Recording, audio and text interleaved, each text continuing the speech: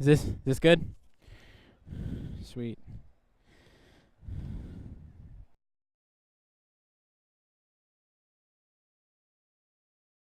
Yes.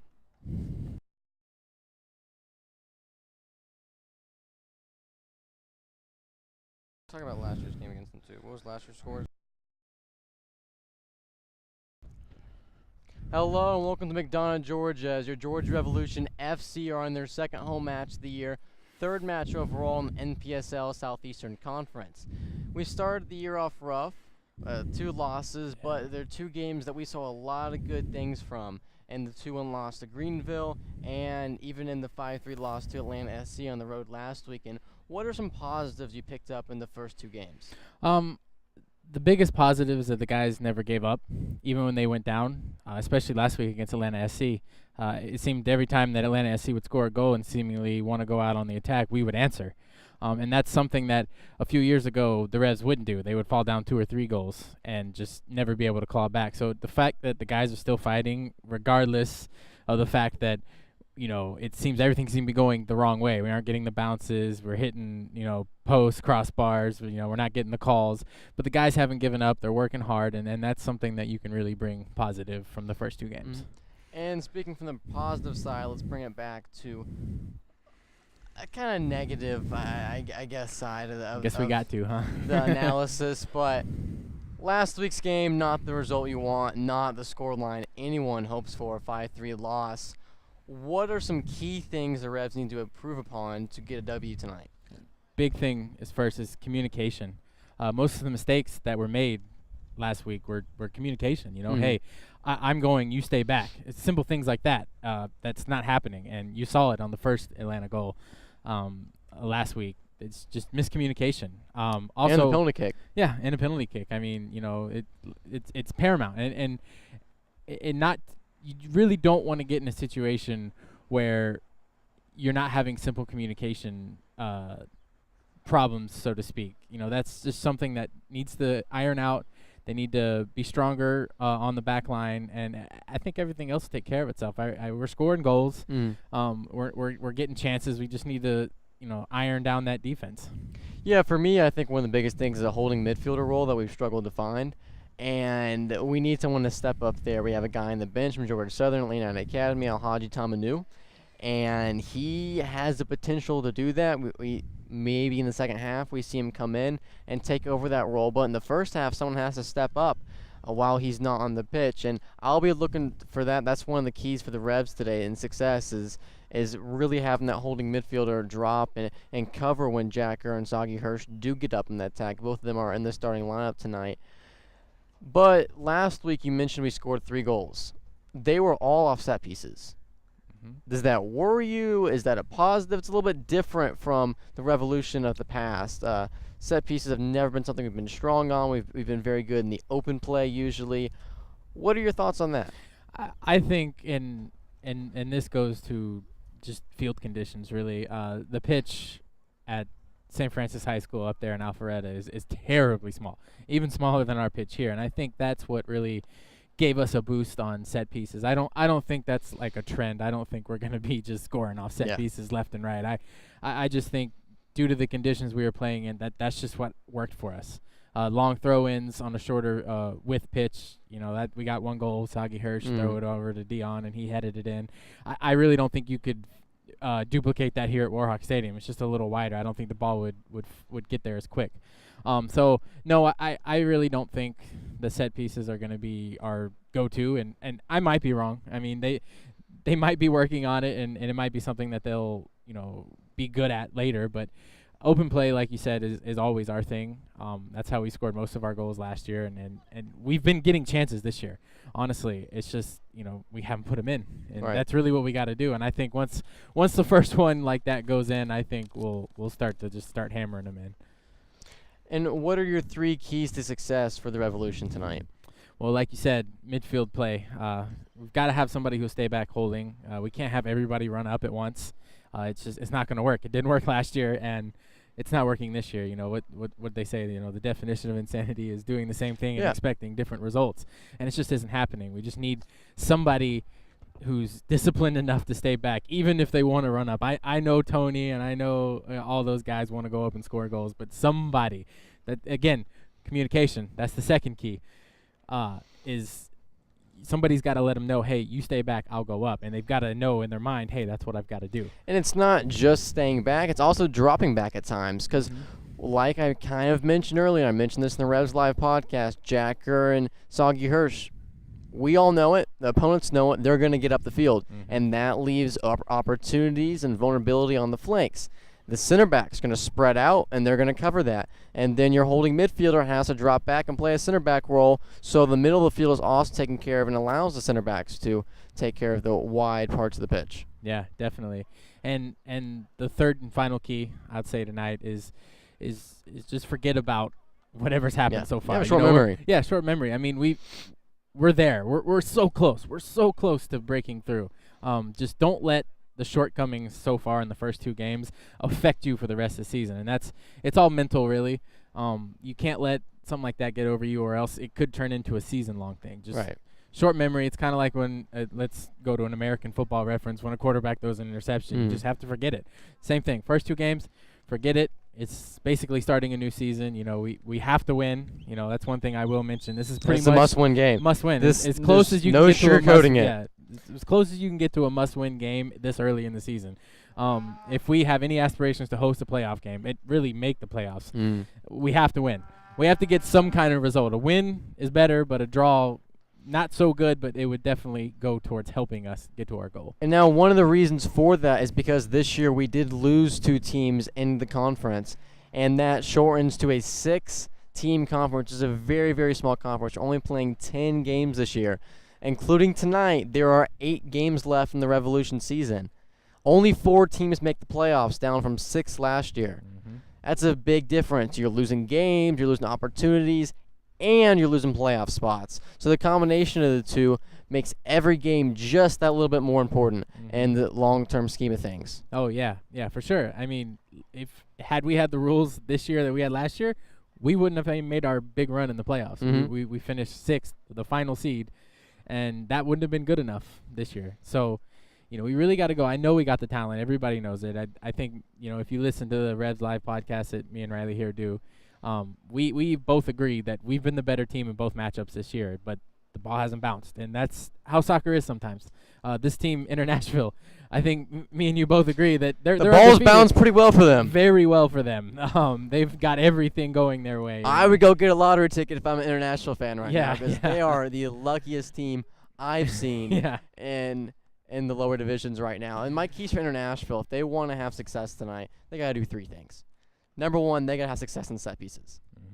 They've scored a total of 5 goals this year. 1 goal went through Bryce Billington's hands on a cross. Own goal. International didn't deserve that goal. He's the Atlanta SC keeper, used to be Georgia Revolution FC keeper, a story behind that. 3 goals came off set pieces. They had a header and 2 corner kicks. And that was their 4 goals in the Atlanta SC game, their home opener, in a pouring down monsoon of a game. You can't take much from that. And then against Asheville City, they were absolutely dominated against Asheville City. Hit the woodwork 4 times in that match. And in the 92nd minute, Nashville had a free kick, went under the wall. Asheville keeper just pushed the ball in front of them, and they got a second chance deflection. Yeah, that winner that they scored in Asheville in the 92nd minute, the whole Asheville defense fell asleep. It's nobody moved, and they pounced on the ball. Again, lucky bounce. Yeah. So, I don't think it's a monumental task tonight, as it may seem like on paper. 0-2 versus 2-0, but I really think these teams are more evenly matched. I'll even go as far to say I think we're better. Yeah, I agree. International got to keep it simple tonight. They're going to bunker. We all know they're going to bunker. We're going to dominate possession. Just keep it simple. Stay in front of your man. You can't do anything too electric or dynamic. And then you can't let the Revs get early momentum. That's going to kill them. But the starting lineup for the Revolution tonight, up front we have Kenny Dublé. He's going to make his Revolution debut from Louisville City. Avery Shepard returning to the Revolution tonight. After playing for a couple years in Atlanta. He'll be at striker as well. Then Brahan Gamara, the man of the match in the first game, he'll make another start in the midfield. We also have Aaron Winton getting another start. Local boy Aaron Witten, Mr. Hollywood. Tony Tiente is going to be in the midfield, and then Rodrigo Gonçalves is also going to be in the midfield. Then Soggy Hirsch is going to be at left back. Thomas Herwig is back at center back. He started all 3 of the games so far and looks solid. Eduardo Gomez making his second start after he came in because the other center back was scratched in the lineup last minute in Atlanta SC. And then Jack Gurr, our captain, is also getting the start at right back. And then in goalkeeper between the sticks, Matej Gligorovic is getting a start after he did not play in the Atlanta SC game. Kind of controversial switch up, and Matthew Sharman ball went right through his hand. So Yeah. Grigorovic's back. Unlucky Yeah. bounces, like we said. You Yeah. know, it's just one of those things. It happens from time to time. We just, hopefully we'll get the 3 points tonight. We're desperately need the 3 points. But it's like we said. Let's just get the monkey off our back. That's really what needs to happen tonight. All right, we're up against the clock, though, so we'll be back on My Cuckoo TV. Stay tuned. We'll be back for the first half of the Georgia Revolution International match.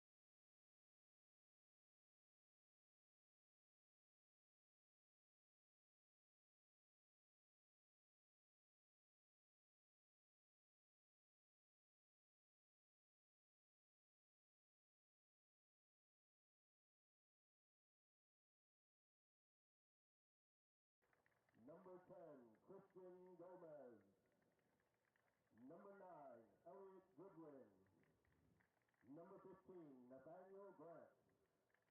Number 14, Ethan Keogh.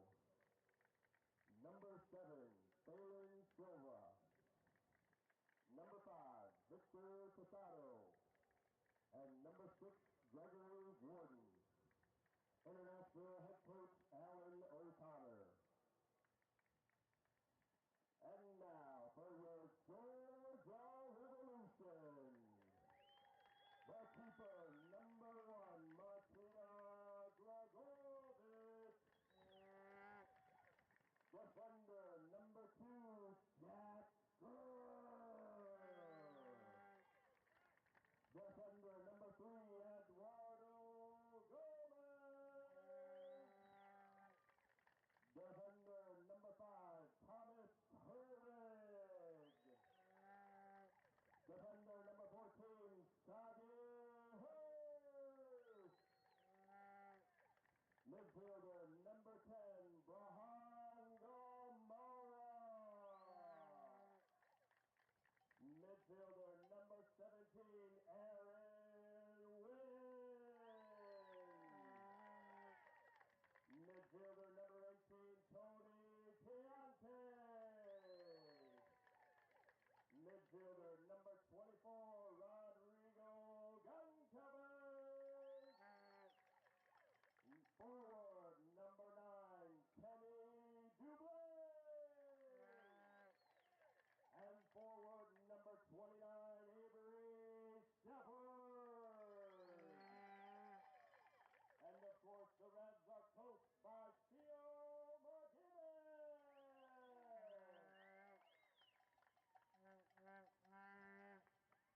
And now, ladies and gentlemen, if you please rise and remove your hats for the playing of our national anthem.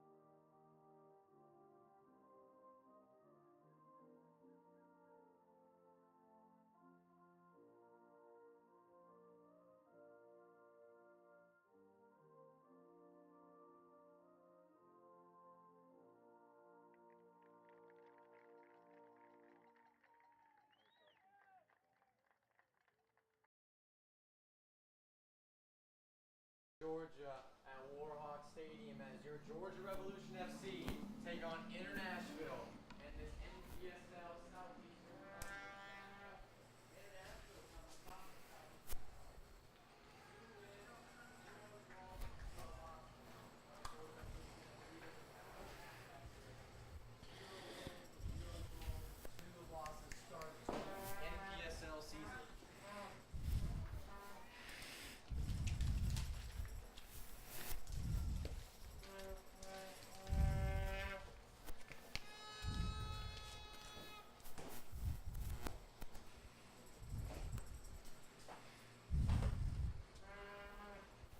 Alright, let me do that intro, guys. Hello? Can't hear me?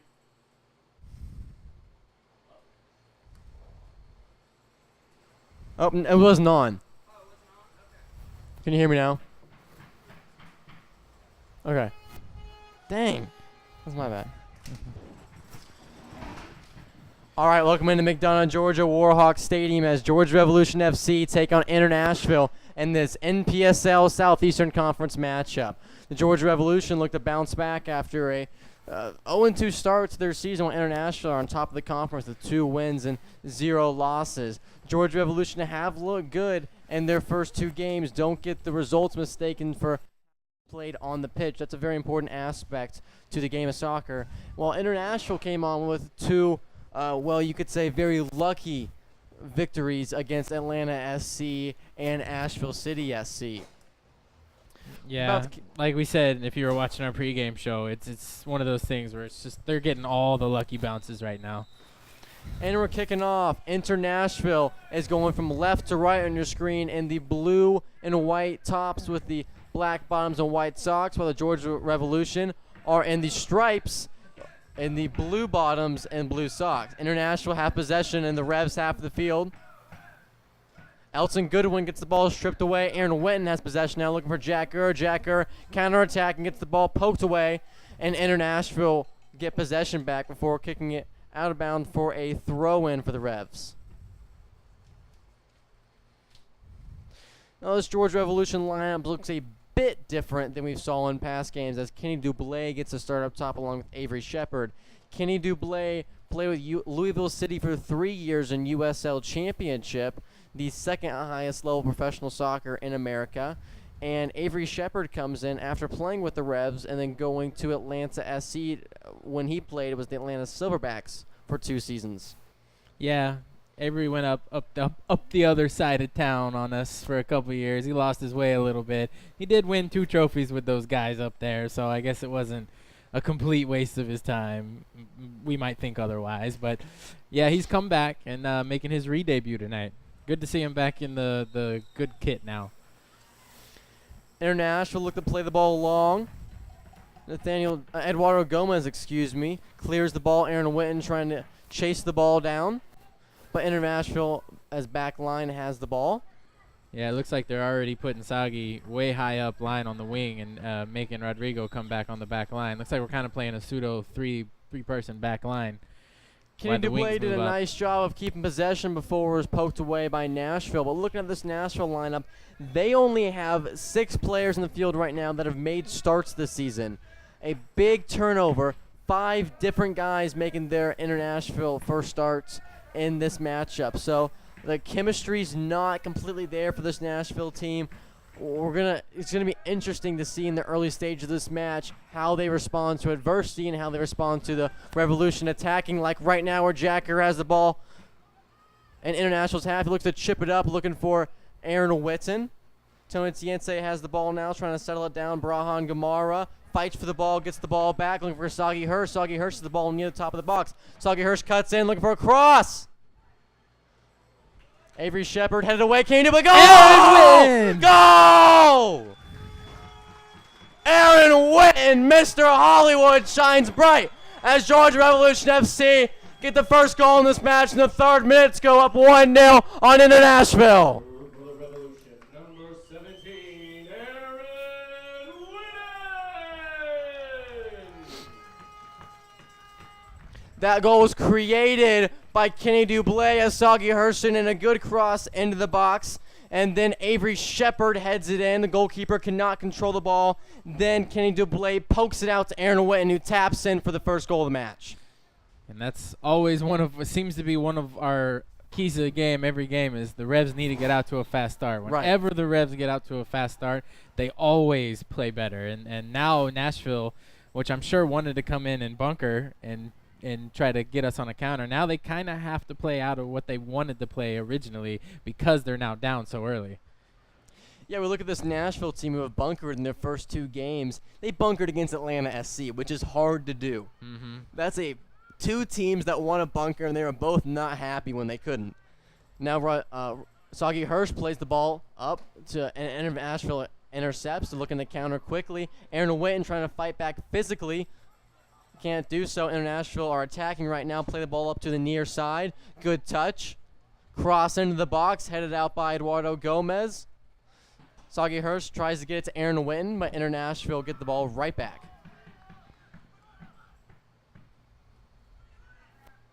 Throw in by Elliot Goodwin, one of the International goal scorers. And there's one of the things we talked about, how the lack of communication on the back line.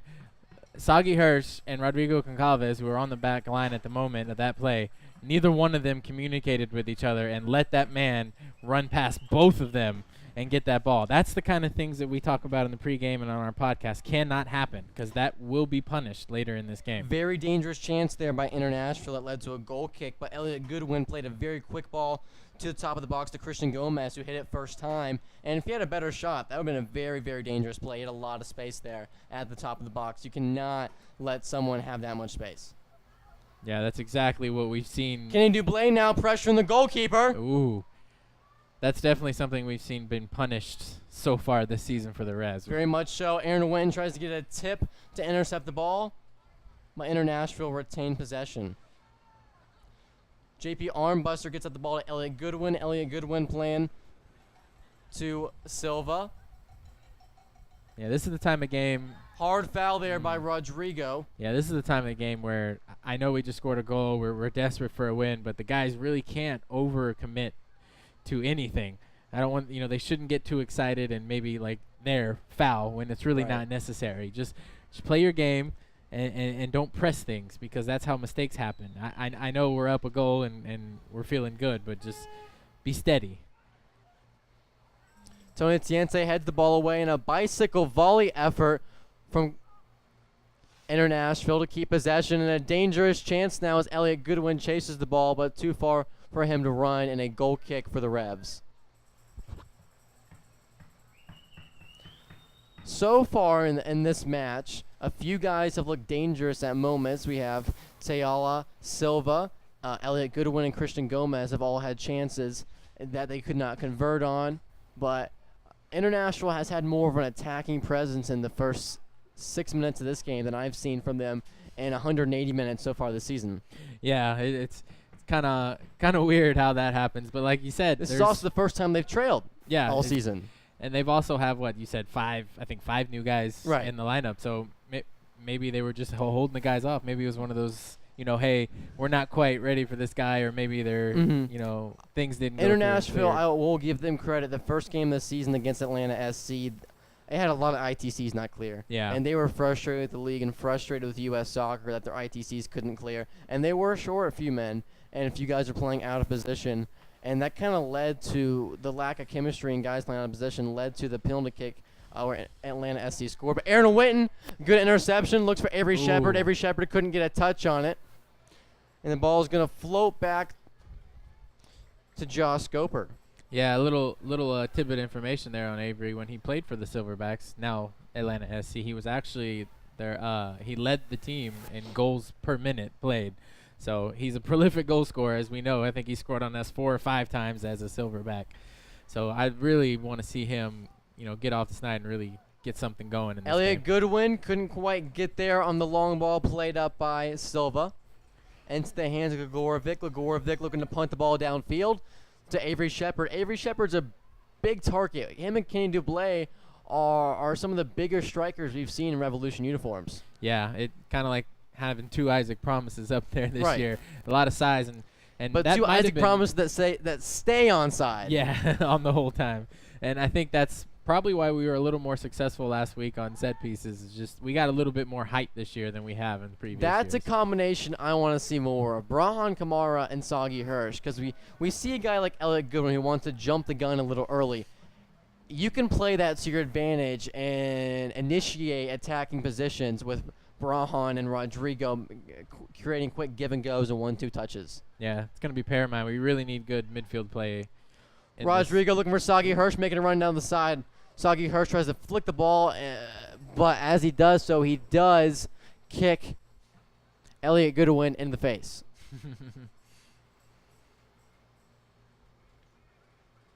Sagi Hirsch is dangerous with throw-ins. It's basically a corner kick right here. Yeah, he's got an arm. We scored a goal off one of his Dion throw-ins McCulley, who's last not week. starting tonight, scored a goal off a throw-in last week. And he had his best game in a Revolution uniform. Oh, yeah. Brahan Kamara with a chance. Jack Gurr playing a little too far forward. He couldn't quite get there. Oh, what a recovery. Yeah. Throw-in for the Revolution. Turnover by the Revolution. International now countering. See, and there's the thing again. That's the space on the field where we need a number 6 to stay. Because if there was a 6 where they were supposed to be in that instance, they wouldn't have got that pass off. Elliot Goodwin looking for Silva in the box. The cross had too much pace on it. He couldn't do anything with it. No foul call in the Jacker challenge. Probably a very, very good call there. It looked like there's a little bit of a flop. Yeah.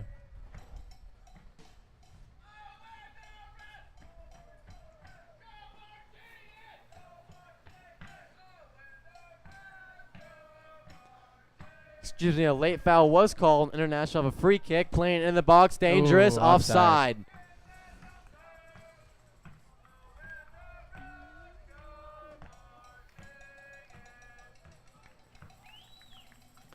Looked like Victor Tacedo went for the attempt on the header.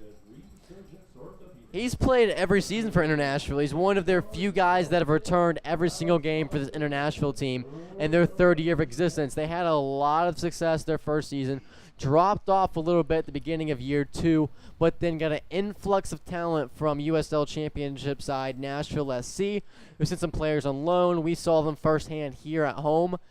And very exciting match, 5-3 final score. Got out of hand late, but those Nashville FC guys made a huge difference to their season. Before they came into play, the Revolution actually got a win at their place against former Revolution goalkeeper Carson Oakes, which the Revs are very good at scoring against former Revolution goalkeepers. Yeah, except, I guess we got a couple on Bryce last week. Yeah, we got 3 on Bryce Billington. We got a few on him last year as well. And then, of course, Carson Oakes, we scored 3 on last year. Yeah, last year's first game in Nashville, we were actually down 2-0 at halftime, and we came back to win 3-2 with 3 goals in the second half. Very good piece of defending by Eduardo Gomez. He does a fantastic job of shielding away Silva from the ball. It's brilliant defending. Yeah. It's textbook right there. Yeah, Eduardo, I'm the more I've seen him play this year, the more I like this guy. He's a consummate professional in everything he does, not just on the pitch, but off the pitch as well. And this guy's in bed at 9 o'clock every night, doesn't eat any bad foods. He's Roger got a little bit under that ball. Aaron Witten tried to win the header away, but just he can't do anything about that. Bigger physical defender challenges. Gamara had a good chance to play a through ball to Kenny Dublé. Not sure why I opted to go with the chip. I would have liked to see a ball on the ground there, but it goes out of bounds for a Nashville throw. It's definitely the right idea there, because had he put that ball where he wanted to put it, Kenny Dublé would have been run down the line with nobody on him and possibly could have been able to cross a ball dangerously into the box. International throw the ball in. Gamara gets beat at the first touch, but recovers for a good second touch defending. Ooh. Tony Tiente played a dangerous ball that was deflected by Silva. Those are the opportunities where the Revs have been vulnerable, where a midfielder gets a quick trigger and wants to play a dangerous ball, and it's not looking where the other team's defenders are, and the ball bounces funny, and sometimes you can create dangerous chances on counters there. Oh, yeah. Kenny Dublé, tricky dribbles. Looked for a shot. Oh, what a back heel pass. Soggy Hirsch cross. Ooh, he wants Slash that one shot. back. He wants that one back. He Yeah. didn't catch that one quite well. I think he was thinking cross, but yeah. Yeah, that's one thing I like about Kenny Dublé. I remember seeing his highlight tape before the season. It seems like every big play he has is a back heel pass. That guy's like the king of back heel passes, as you saw right there. I think he had one last week at Atlanta SC, too. And for a guy with that much height and size, to see his technical ability and his skill set where it is very impressive, Yeah. even at this level.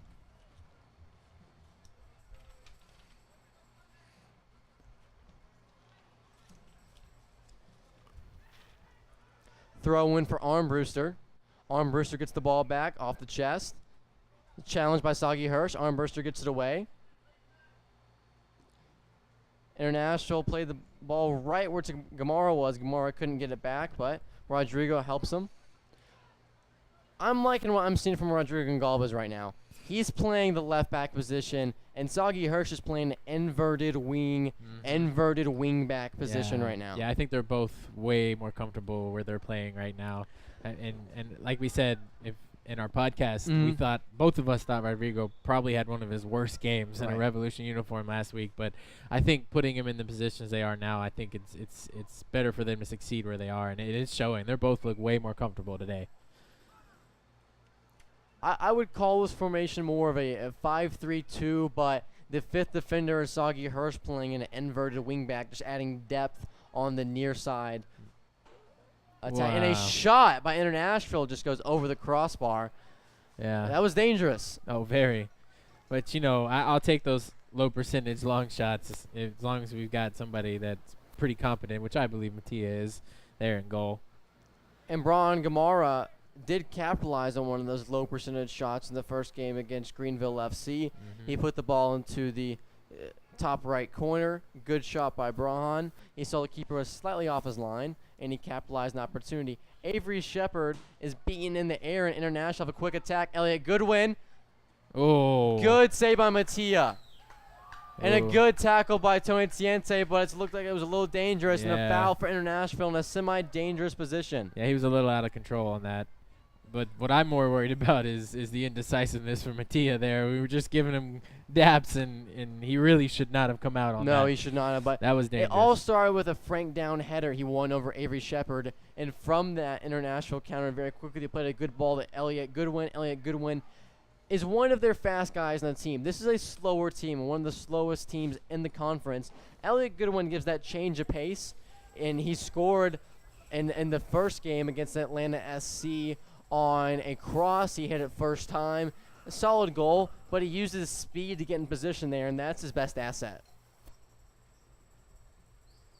Looks like Frank Down is taking the free kick for Nashville.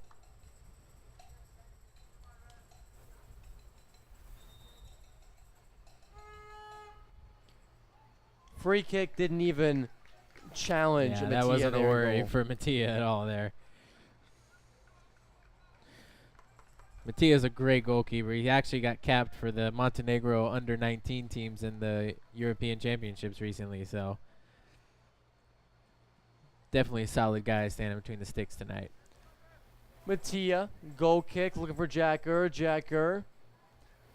Avery Shepard saves the ball. Now Silva's countering. Turf Monster got him.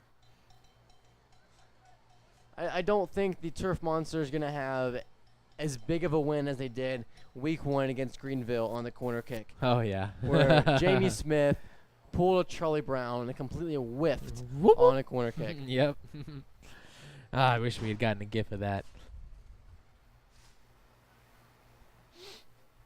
Throw in for the Revolution again. On that last throw in, it looked like Aaron Wynn was held there by Nashville's Nathaniel Grants.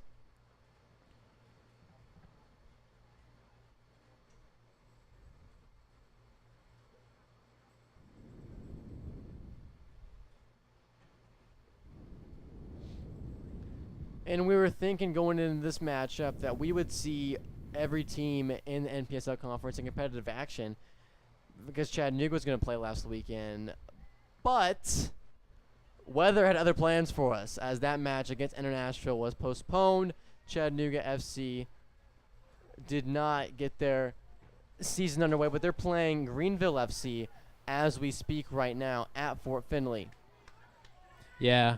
One of those unfortunate things for us, I guess, was the fact that International was supposed to have played their first game on Saturday. They played Asheville City on Tuesday, and they were supposed to play Chattanooga on Saturday. They were supposed to be Good very- opportunity now looking for Kenny Dublé. Avery Shepard with a poor through ball, and it was intercepted by Victor Tesedo. Yeah, International is supposed to be pretty tired playing tonight, but after getting off last week, they should be well rested. But we will see a very tired Chattanooga team when we go into Fort Finley later this year. Yeah. We'll even see a tired International later also. Our last game of the season, July 6th, is at International, and they have to reschedule and play their game July 3rd with Chattanooga. So they're going to be on very short rest, and that last game might be very important for the Revs. Looks at the like end of the Braun season. Gamar went over the back of an International FC player. Free kick for Nashville.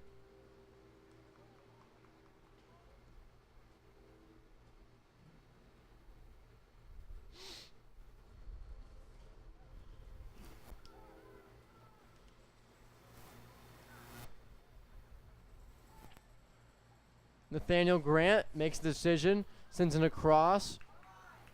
right into Thomas Sherwig's head. I've been surprised with the amount of possession Nashville have had in this match so far.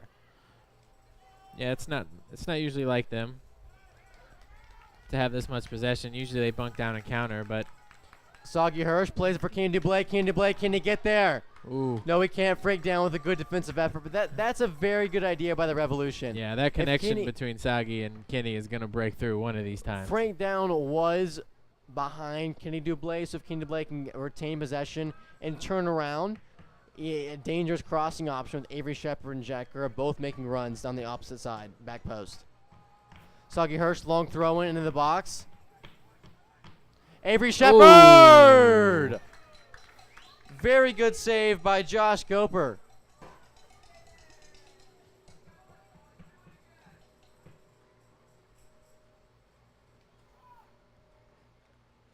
Goper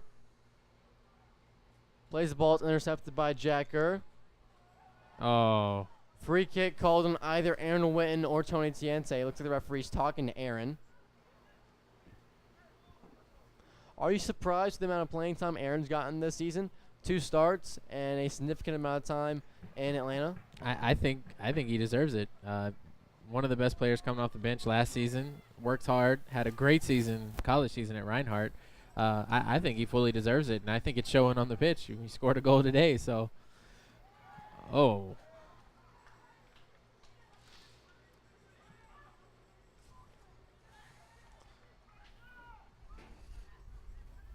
Fifth minute. Chattanooga FC go up 1-0 on Greenville FC.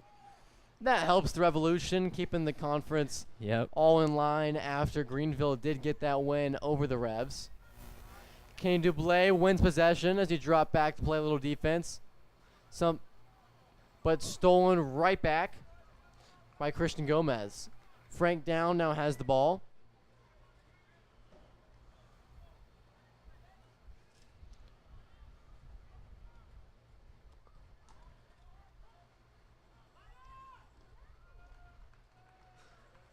Eduardo Gomez pass was intercepted by Silva for a throw-in to go to the Revs.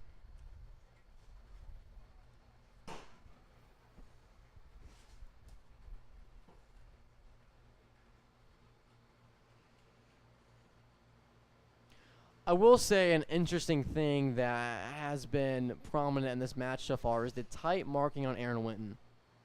Aaron Witten did score a goal in Nashville last year, and he was one of the better players in both of those matches against Nashville. So a very good back heel from Aaron Witten to Jack Gurr. Jack Gurr my gets gosh. bullied off the ball, but wins it right back. Throw in Oh. International. That looked like a foul on Jack Gurr. Yeah. I like the way that he fought back, though. That was good after getting pushed off like that.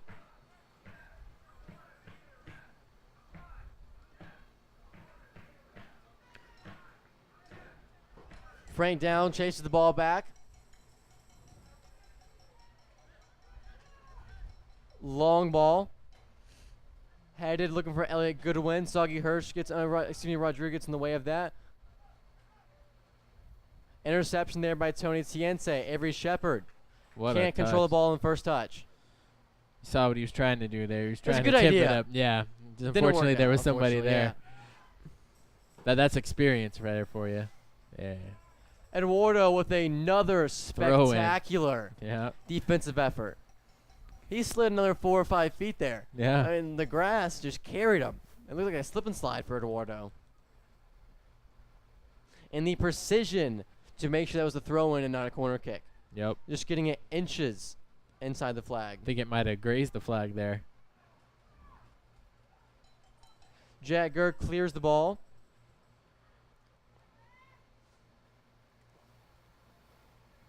Goal This kick. is the first time that I've seen the Revs give up possession to a team not named Chattanooga in over a year.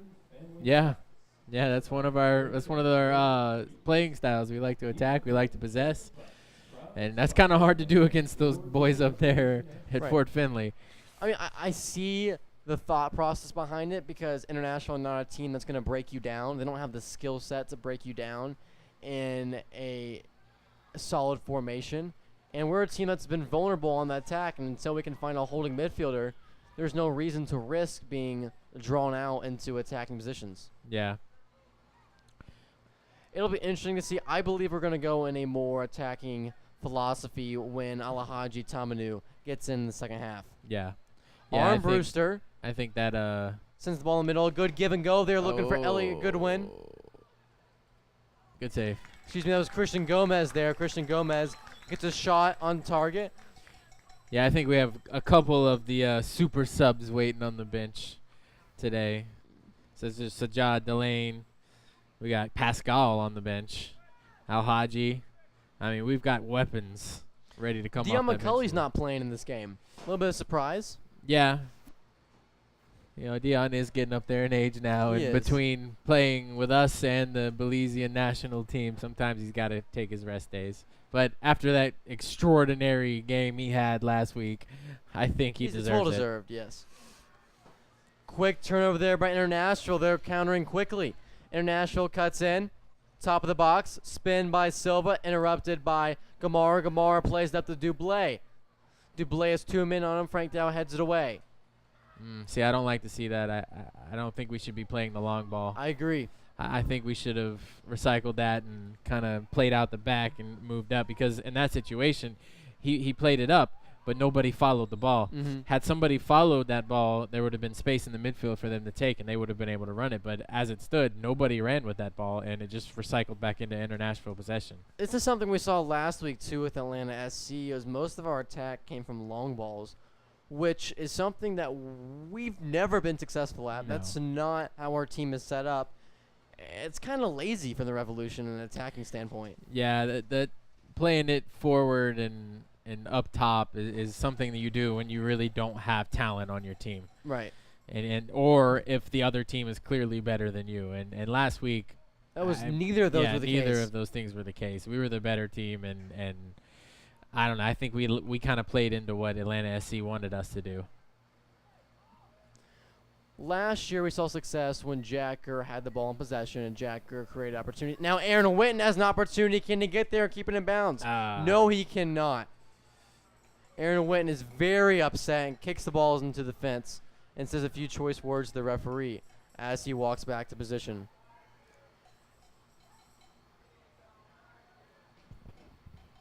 Asheville City SC get an early lead over Atlanta SC. Another matchup, another scoreline that helps the Revs. Kenny Dublé now cuts in. Kenny Dublé shot deflected by Brewster. Another shot. Oh, Corner Tony, kick coming. Goal kick for the Revolution. Tony wants that one back, I'm sure. Oh, if That he had went- caught that one.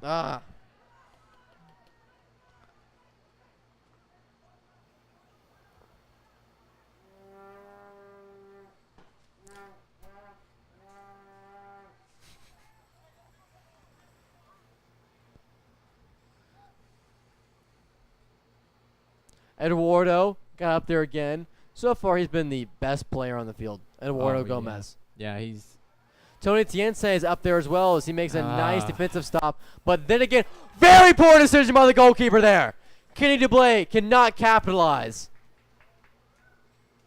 But again. why go with the jump kick? Yeah, Why yeah. the jump kick? Yeah, but at the same time, why are we kicking that ball over Right. the top? That's another. We had numbers. All we had to do was play it out the back. and we Rodrigo would've to opened it. Sagi to Tiense. A good idea, just a poor execution on the pass. Now a good pass to Rodrigo, slowing it down now. Sagi Hirsch the ball just above the halfway line. What a ball! Good cross to Jack Gurr. What a Jack Gurr ball. controls. Looking for Avery Shepard. And no, he shoots the ball over the top of the crossbar. That was a good opportunity. That was a good chance created by the Revolution. Sagi Hirsch plays a brilliant ball to Jack Gurr. Jack Gurr had space. He had a lot of time. I would like to see him sit back, look at what he has, and go from there instead of shooting the ball over the crossbar. So I think I might know what that was about. There was a little bet made between Mr. Hollywood Aaron Witten and Jack Gurr earlier in the offseason, and seeming how as Aaron Witten got a goal earlier today, maybe Jack's ears were burning a little bit on that bet. That may have partially been my fault, as I may have instigated that and egged it on. So if we do lose this game and you want to blame this result on me, okay, I can see where you're coming from there. For those who don't know, there's a bet going on between Aaron Witten and Jack Gurr on who can score more goals and assists this year. For an undisclosed amount of financial moolah. Yeah, little juice boxes, as I like to say down here. JP Armbruster, one of the best names in the NPSL. Yeah, Armbruster. Thomas Sherwig heads it away. Thomas Sherwig, another guy who's been solid on the back line. Yeah. Besides the communication error with Jack Gurr in last week's game that led to a penalty kick, Thomas Sherwig has looked very solid. Risky tackle there by Tiense, no call. And Rodrigo kind of whiffs at the ball, gets the top part. And then Gamara plays the ball once again over the top, looking for Avery Shepard. See, in that instance, I do like playing over the top. Frank because Down was out of position. He made a good recovery, but that was a good idea there. Yeah, that was an instance where it's a good idea to play over the top, but we've really got a decision making when to pick and choose when to play that ball over top. That's what we really got to solidify. And we're in the 31st minute. Georgia Revolution have a 1-0 lead over Nashville in the NPSL action. King Dublé has the ball, plays it back to Gamara. Out to Soggy Hirsch. Soggy Hirsch, a little back and forth action with Gamara, and then Christian Gomez gets restless and force the Revolution to play the ball all the way back to the keeper. See, this is what I like to see. This is Revolution soccer right here. This is drawing out Nashville, looking for spaces, little pockets. Soggy Hirsch has a little pocket of empty space on the near side of the pitch. There it is. And a ball is played to him. Ooh. Not a pristine pass, though. No, but the idea is there. He saw it at least. Yes, that's at least starting to get those little thoughts and the mind wheel is starting to turn there for the Revolution players. Understanding how to break down this Nashville defense.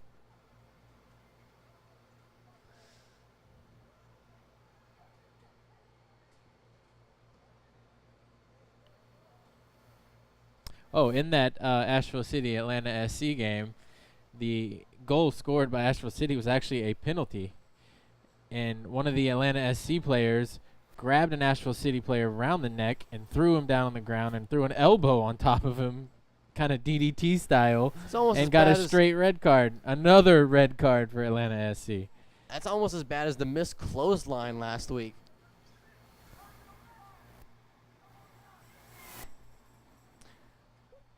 Yeah, if you're wondering who the antagonist Oh! Off the post. What a free kick. That was one of the first times International have been unlucky this season. Yeah. Maybe their luck's turned around on him. But if you're wondering who's the antagonist in this Southeastern Conference, look no further than the team that has 2 red cards and 3 games. Yep. But I think we all know about those guys up north. I don't think anybody needs explanation on them. And in the 34th minute, we want to thank Ingles for sponsoring the broadcast. Low prices, love the savings. Throw in for Jack Gurr and the Revs.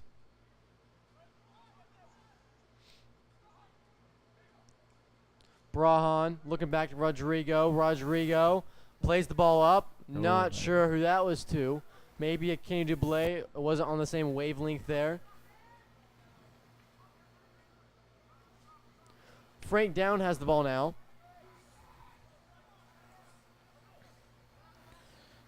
Down to Gomez.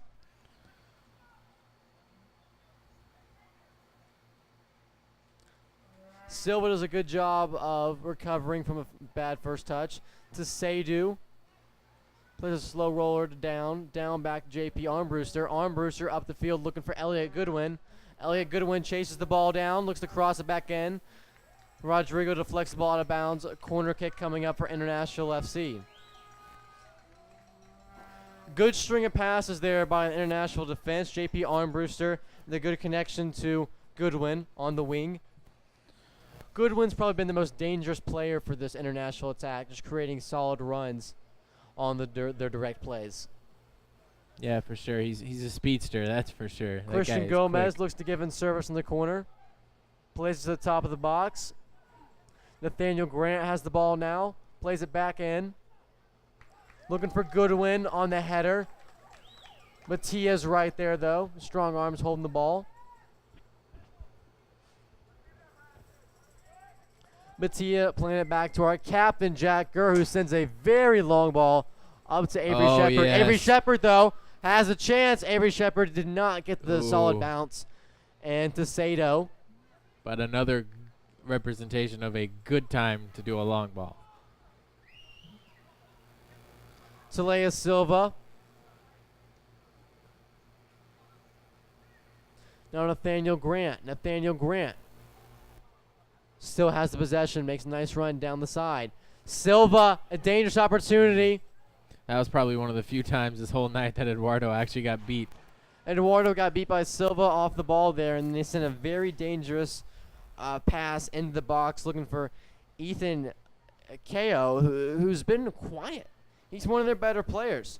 He has 19 caps in the Irish First Division, scoring 2 goals, and he plays for TSU, a very solid collegiate side. Yeah, I think that might have been a scouting report from Coach Deo to maybe key on him a little better than the other players, and it seems to be working so far. Silva tries a tricky dribble around Jack Gurr, but loses possession, and goal kick for the Revs. That might have been a one of those tricky lines. Maybe Nashville there thought they had a little more room on the field. If you can't see on the broadcast, the local high school team had their final spring scrimmage the other day, and that's why there's red and white lines on the field today.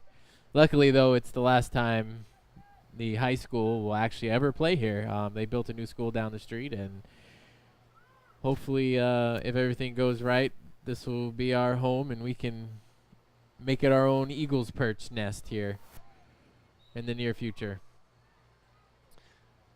And kind of this is a little off topic, but every single high school in Henry County played a spring game last night. Yep. It's just that time of year, I It's guess. that time of year, man. It's weird that they're all on the same night. Got to get it in before school ends, I guess.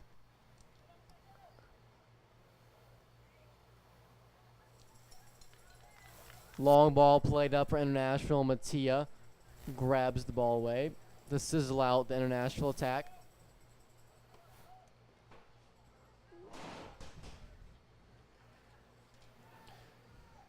Matia looking downfield. Kenny Dublé can't get the header on. And Yeah, I think that was an impressive miscommunication. play off Aaron Witten's shoulder. Looking for Avery Shepard, though. It's very impressed by the control Yeah. Aaron Witten had off the shoulder. Yeah, but like I was saying, I think I'm starting to understand what the game plan is that Steo wants to do, and I think that's why Kenny Dublé and Avery Shepard, two big guys are starting up top today, because I think the plan is to play long balls over the top because we have the size. Only thing is we need some of our midfield to move up at the same time to catch those balls. While we do have the size, International's been the more physical team. Frank Down has won all of his aerial challenges so far. Yeah, that's something that I've noticed. While we do have more size this year than we did last year, I don't think it's helped us at No. all. I think I honestly can't remember last week winning a single 50-50 ball in the air of Atlanta SC. I can't remember I think winning one. Jamar had won. Yeah, if that. But I Right. mean, of all the times the ball was in the air, to win one 50-50 ball in the air, it's something I hope switches and changes as the We're a season goes team on. of lanky players. Yeah. We like to play the ball at our feet. Yes. While Chattanooga International are two teams who are very good in the air. That's their game plan. That's kind of confused me a little bit, because if you do watch the tape, all of International's goals have come off set pieces. They're a big team who wins balls in the air. Looks like Greenville FC has got a penalty kick in the 27th minute up in Chattanooga. We'll see how that goes here in a minute. It's 27th minute in Chattanooga, but it's the 40th minute here in McDonough, Georgia. Soggy Hirsch is a throw-in, looking in the box. Avery Shepard jumped a little early there, but Brahan controls the ball off his chest, plays it back to Rodrigo, trying to settle down the attack a little bit. Thomas Shearwig making some defenders chase, but Jacker was pressured, and it turned into a turnover for the Revolution. And now Oh, yeah. the Revolution are looking to counter. Brahan can't get it out of traffic, and Christian Gomez now looking for Goodwin. Rodrigo wins the ball back from Goodwin and throw in for Nashville. Rodrigo has had a much better game after he struggled last week in Atlanta. Very impressed from Rodrigo. Yeah, that's one of the like I've said before. Rodrigo's one of the ADSL players that plays with our reserve team in the fall, and I gotta say that team as a whole, not just Rodrigo himself, but they're probably one of the most resilient bunch of soccer players I've ever seen. Oh, see, you know, you have one bad game and you always come back and have a good one, and that's something that Rodrigo's proved in his couple years with us as a Revs players. Now, we saw right there the Revs drop back to a 5-man back line, and Soggy Hirsch was the left back, and he was playing in a little bit of a slightly attacking. He was out of position a little bit. And since we did have that 5-man, the 5th man in there in Rodrigo, he was able to cover him and stop the chance for Nashville. I do like that switch up by Steo, adding Rodrigo into the left back spot, a spot that he succeeded in last year.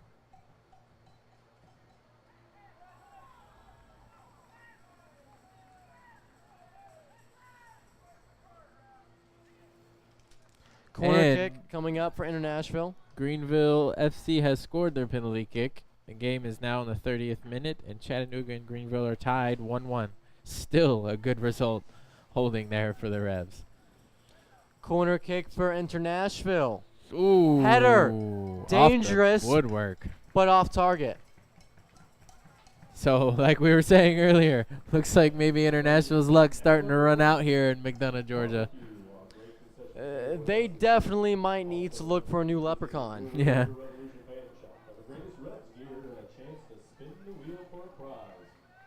if you're wearing Georgia Revolution season gear tonight, remember to get your raffle ticket for a chance to win our newest Georgia Revs scarf.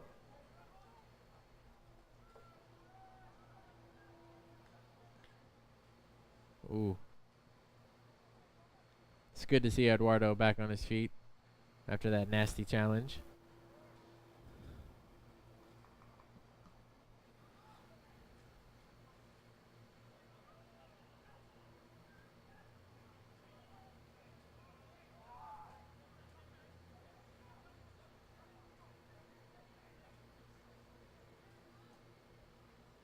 Something I really like to see just there on that little sequence was Jack Gurr moved up, and he had Kenny Dublé slide in and cover for him over there on the right side. And that's something that I said in the beginning as a key to the game is communication. And that's little things like that. That's what makes the difference in games when teams are so talented such as they are in the Southeastern Conference here. I think part of the evolution that I like of this Revolution attack is guys like Kenny Dublé and Avery Shepard. Speaking of Kenny Dublé, has a quick counterattack here. Kenny Dublé, his blazing speed is on showcase right now. He cuts in the box.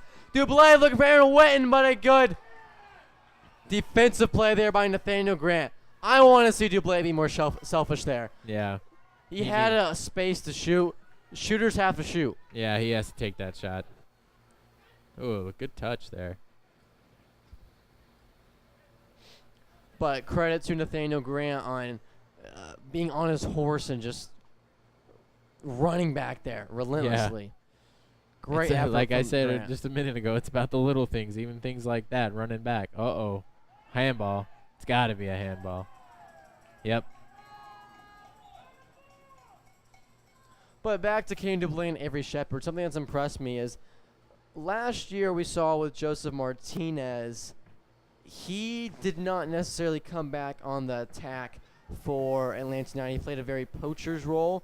He always was at either an offside or right at the shoulder of the last defender. And that's something we saw with Isaac Promise last year, with EJ. We saw it with Deion McCulley. And this year with Kenny Dublin and Avery Shepard, they're dropping back and they're playing their defensive responsibilities well, and they're contributing to the team not just on offense but on defense as well. Yeah, and that goes to part of the game plan I said. And a lot of it's size up top so you can play over top, but Avery and Kenny are also guys like you said, they like to get back and play defense and help out, and it shows.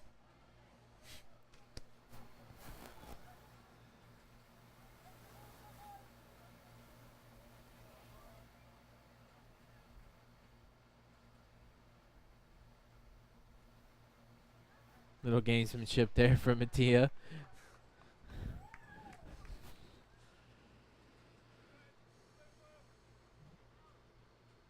Punt down the field for Mattia. Avery Shepard can't win the header. Kenny Dublado does win the aerial challenge, and Avery Shepard from distance! Wow! Avery Shepard missed his header, and then Kenny Dublado heads it right back to Shepard who had space. Saw that Josh was off his line and gets a good chance here in the 46th minute. Yeah, if that ball was a foot to the right, I think we'd be cheering up here. What a shot.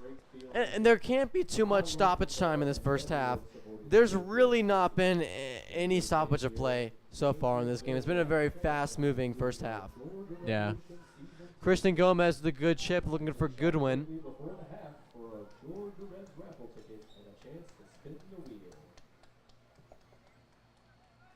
Throw in for Nashville. Nah, I think that's a corner kick. I don't think Sagi was able to kick it out before it went over. See if we have another slip up over there. That's where the infamous slide happened in the first week against Greenville. See, it's a little dippy over there. What a ball. Wrong sport, guys. Looked like Goodwin on the header after some service from Gomez.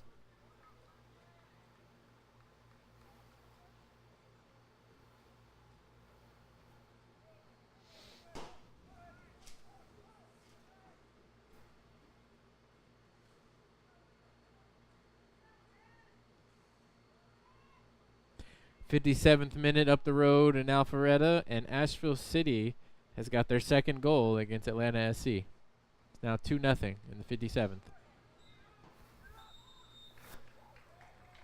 And the first half comes to a halt as Georgia Revolution FC go into the half with a 1-0 lead over in Nashville. We'll be back after the intermission.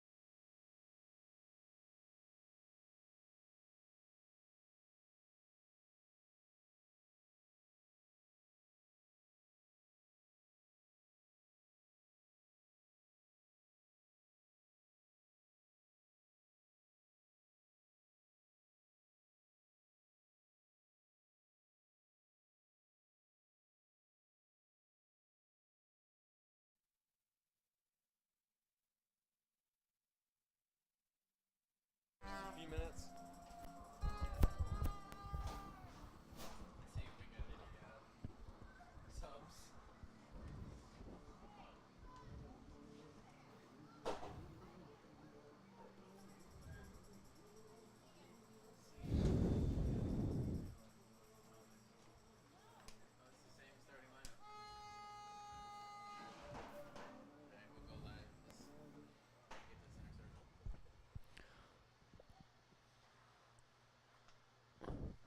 All right, welcome back to the broadcast. This is Ryan Maletsky with Justin Murphy. The second half of the Georgia Revolution game against Nashville. The Revolution kick off in the second half with a 1-0 lead. The first lead of the season for the Revolution. Yeah, well deserved. I'd say so myself. And the first time Nashville's trailed all year long as well. So a little bit different match for both of these teams. No changes, it looks like, for either side going into the second 45. Yeah, I think both coaches look at what they had, and I think they're both satisfied. I mean, that first half went pretty quick, and It did. It wasn't real taxing either. Both teams went out and executed the minimum of what they wanted to do. Yeah, I think the stat would be, I think Nashville hit the post 3 times. Yeah, I like to say, and so I mean it's not like they're not getting what they want. It's just not falling down for them tonight, and same for us. I mean, I will say Nashville's created 2 good chances. The rest of those haven't been anything to write home about. Yeah. You know, there's been good strings of passes and then bad decisions once you get in the final third for International. They need to clean their play up in the final third. It looks like they're coming out in the second half trying to press the Revs. Tiente looking long once again. Avery Shepard was on the same wavelength, and he made the incorrect run on. Yeah, wrong shoulder there. Tiente. Wrong shoulder.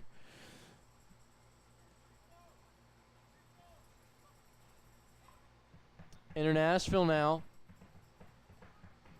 Looking for Goodwin, intercepted by Jacker. Ball goes out of play. Nate Grant with the throw in. Ball played to Goodwin into Matias' hands, and then Goodwin is a dangerous player He's a dangerous up top. man. That was a great run by Goodwin there. Had that pass been where they wanted it, that might have been a goal. Avery Shepard again was beat over the top, but it looks like he was held down by Frank Down. Pun intended there. JP trying to get the ball to Christian Gomez.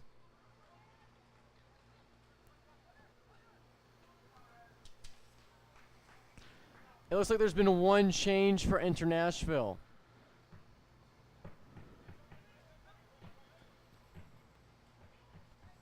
As Chuck Aru looks like he came into the match.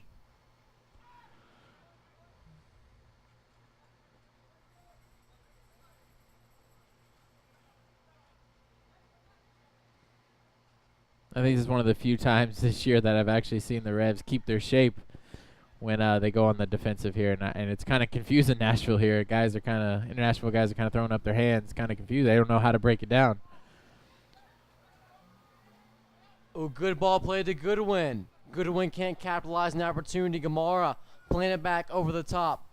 Another one of those chances where you're scratching your head thinking, why are we not looking for a target man more in the midfield than playing it long? Risky ball. Yeah, that was an instance where I think Avery Shepard was actually open up on the top of the field, and had that ball been played to him, he might have been able to chip it back over top over the shoulder to Dublé, and we could have been on the run. But I guess the Revs are still kind of feeling out, when to pick and choose, and you're gonna have good times and bad times at first. So hopefully that's something that, as the season goes on, they'll clean up a little more. Header looking for Aaron Whitten. Aaron Whitten can't chase the ball down. Good recovery. Good chance by the Revolution. Gamara playing it back to Gomez. Jack Gurr, who's been quiet all day today, lost the ball. Jack Gurr hasn't set anything on fire so far this season. What have we seen differently in his play? I just think he's not getting the quite the opportunities that he did last year. Last year he was a new guy. Nobody really knew anything about him, and I think teams know now. Yeah. He was an all-conference Yeah, this guy can soccer. 11, so I think coaches are kind of keying in on him to make sure he doesn't get into the game as much as he did last year. Silva. Christian Gomez can't intercept that ball. And Tony There it Tiense is. with a fantastic touch. Aaron Wynn. Aaron Wynn has options now. Wynn plays it back to Soggy Hirsch. Soggy Hirsch pressured. Back to Wynn. Smart decision by Soggy Hirsch. Gamara flicks it in the air. Tiense controls the ball. Good job of Tiense of settling the ball down. Good run by Jack Gurr. Jack Gurr gets a touch. Avery Shepard and Ken Dublé both in position. What but a he ball. Pops out for Soggy Hirsch. Soggy Hirsch sends it into the box. Deflected there by J.P. Brewster. Throw in for Soggy Hirsch. We're treating this as a long corner kick. Yep. That's his specialty. He got a goal last week.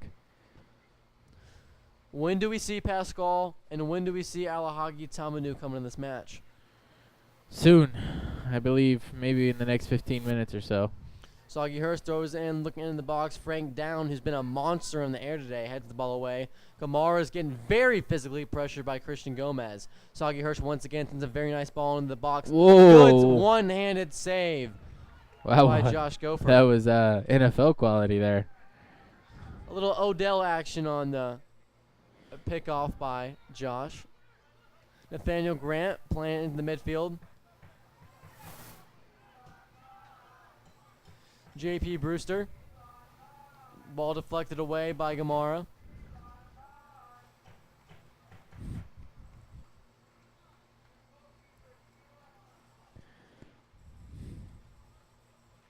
Looks like second half is underway in Chattanooga. Score is still tied 1-1 between Greenville FC and Chattanooga FC up there in Fort Finley. Something else I've noticed is we've backed off from pressuring the back line of Nashville in these last two matches. That's something we did very well against Greenville. Kamara picks the ball off.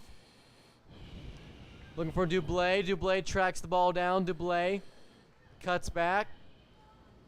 Cuts back once Ooh. again. Good footwork. Ooh. Shot right into the hands of Josh Gopher. Yeah, but that's what you want. You want Kenny taking shots like that. That's why we got him up there, and he's not always going to hit him, but every once in a while he's going to get one of those in. It's good to test the keeper like that.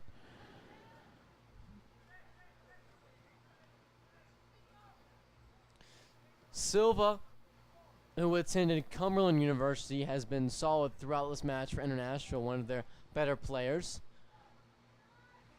What can the Revolution do to Ooh. minimize his...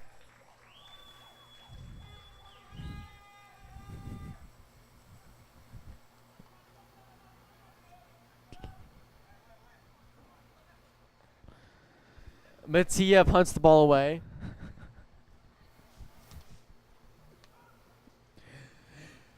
International are attacking now. Looks like Silva has the ball in the corner. Silva is trying to spin around Jack Gurr. And Gamar does a good job of winning the ball back.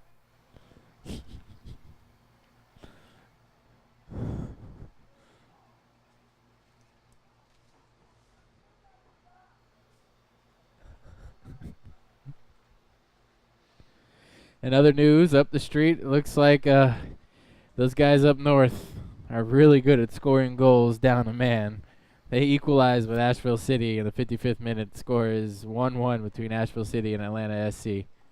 That's 4 goals now in the season down a man? That's a weird specialty. That is Well, when you have a pitch, smaller than NYCFC, I guess it's okay.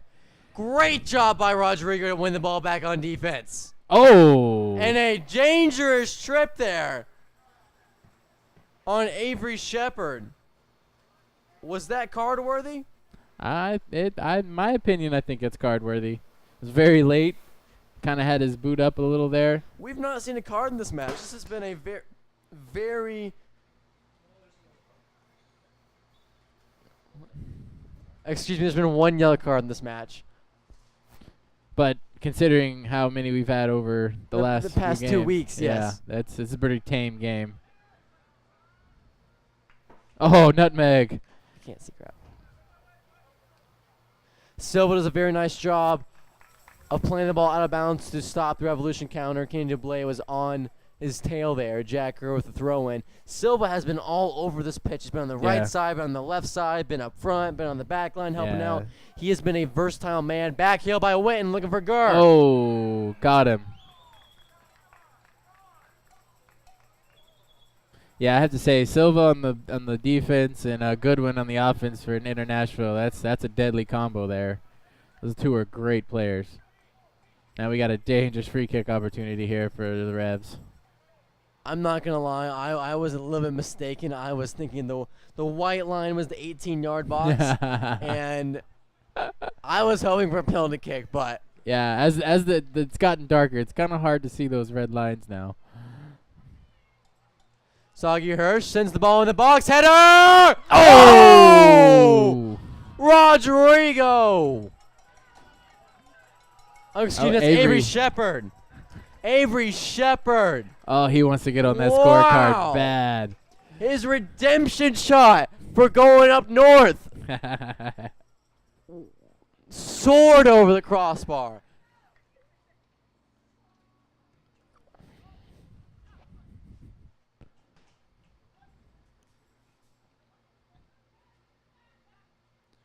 Jack Gurnow gets a good foot in the ball, sends it up to Kenny Dublé. Frank Dow very rarely misses the overarching ball. Frank Down has the ball now. So far from Goodwin, Frank Down, and Silva, who has been the best player on the pitch for International, their most important player? Right now, I'd say Silva just because he's been more involved. But the one or two chances that Goodwin has gotten, I think if he gets one in, I'd say he'd be the most influential so far. But Jack Gurr heads the ball away. Aaron Witten can't track it down. But once again, Silva right on top of it as he plays it back in, and Thomas Herwig. Weird deflection throw in for Nashville in a semi-dangerous position. yeah, Nashville's really starting to put their numbers forward now and trying to take it to the Revs. They're looking for a goal. A win here, 9 points to start the season. That is huge for Yeah. Nashville, and that basically guarantees them a playoff spot. Yeah, They would almost. have to fall apart historically poorly to very, very bad back pass. Yeah, that's two Thomas kicks in a row. Sherwood gets Thomas lucky. is kind of took his eye off the ball at the last second. Hopefully that's not fatigue.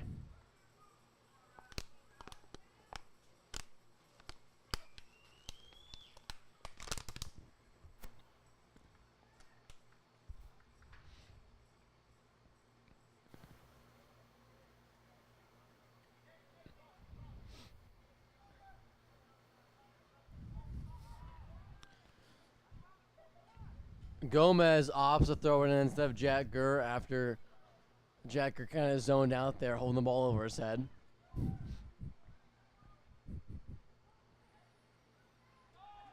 There's that defense by Kenny again.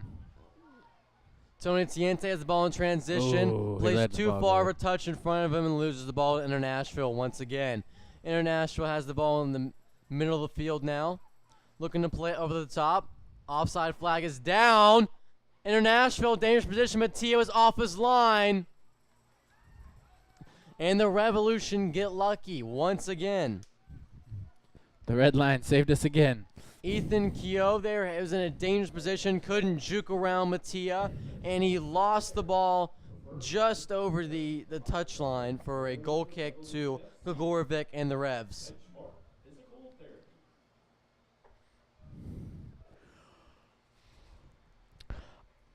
Surprised we haven't seen a substitute in the 60th minute. Yeah, I mean, I guess Dale likes what he sees going on out there right now. Like I said earlier in the broadcast, we do have a couple super subs. We Maybe do. He's trying to hold them off for maybe like a last 15 minutes of the game and maybe just run at Nashville.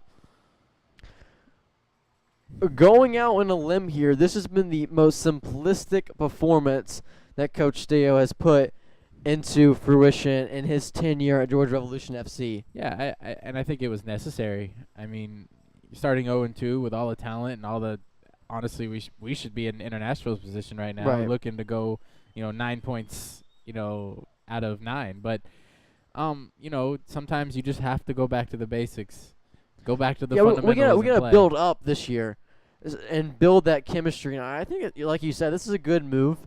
Playing simplistic, building those chemistry in those little societies on the pitch. Yep. So the center backs and the right backs and the left backs to interact with each other fluidly and have those transitions from offense to defense cohesively. I think it's very important to have a successful year in the NPSL. And so starting from a simplistic base of a formation and a philosophy and building up is a smart move by Coach Steo in Game 3 of the season. Oh, for sure. I thought we saw a lot of movement in Atlanta on a small pitch with very little playing time, these guys together, and very little chemistry, and it hurt us. We had a lot of complex movement with our right backs and left backs, and Tony Tiente with a fabulous steal to set a counterattack into motion, and we have Kenny Dublé now in a dangerous position. Revolution have numbers forward now. Kenny Dublé jukes around defender. Corner kick. But a good defensive effort there. Oh, they're going to call a goal kick? Oh, they call a corner. Good.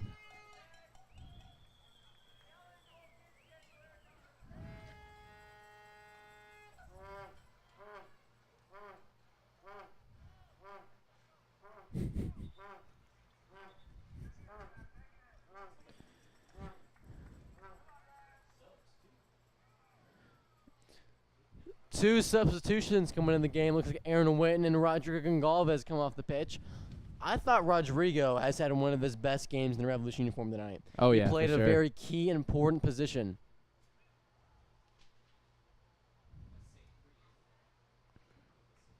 Looks like Rodrigo's staying on. Maybe, yeah, Rodrigo. Rodrigo's staying on and Kenny's coming off. Kenny Dublé is coming off.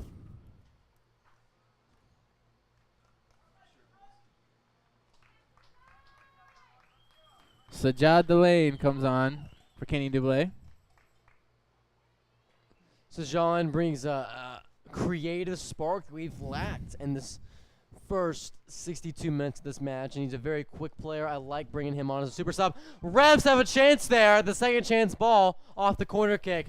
Couldn't slot it into the back of the net. Yeah.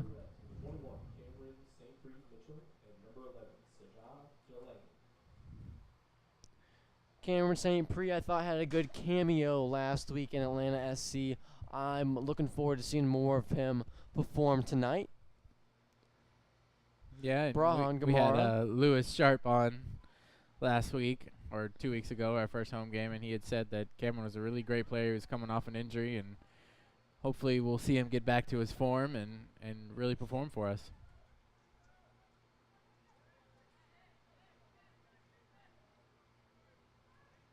Nathaniel Grant has the ball now for International on the near side. Nathaniel Grant. It took too long of a touch, and Sajad caught up to him. He couldn't really do much with that there. Good defending there by Sajad to take advantage of a poor touch by Grant. Nashville, play it back to Seydu. Carrying the ball up the pitch. Gets the ball back to Grant. Grant now. Had a slight opening, but hesitated for too long. Cameron St. Prix cannot win the ball back. And shot, goal! Oh, that was close. That was very Yeah. close. Looked like there was going to be a goal there from that angle. But a shot Dangerous. from Ethan Ko, who's been very quiet in the first half and has started to make some plays in the second half. Now a very quick corner kick for Silva and Nashville. Gotta watch that back post here. Yep.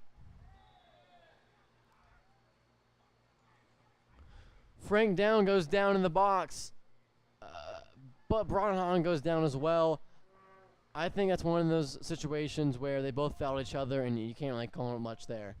There's fouls both ways. Yeah. But in that instance, team on the defense usually is gonna get Yeah. the benefit of the doubt. Concessions for some delicious treats. Also, don't forget to check out the Georgia Revolution jerseys and all the greatest Georgia Reds fan gear. It's a cheap foul there.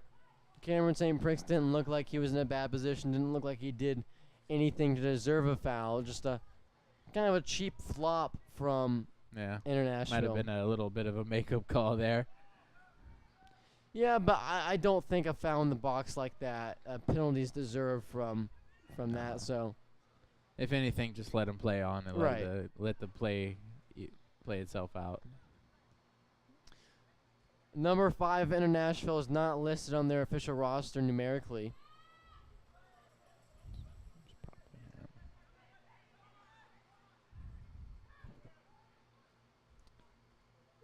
He's number 6.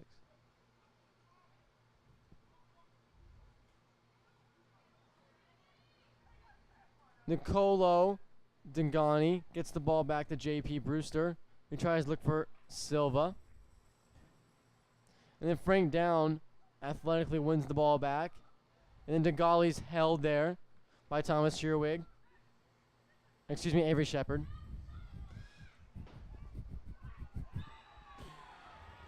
Penalty. Wow, penalty kick, 66th minute in Nashville. And the Revolution are absolutely livid.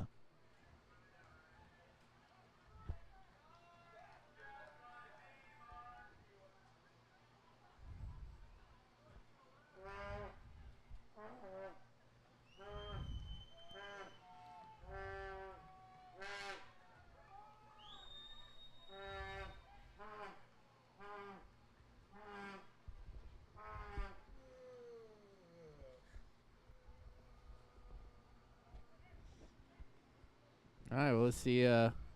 Tia's been playing on his head tonight. Let's see if he can get another one here.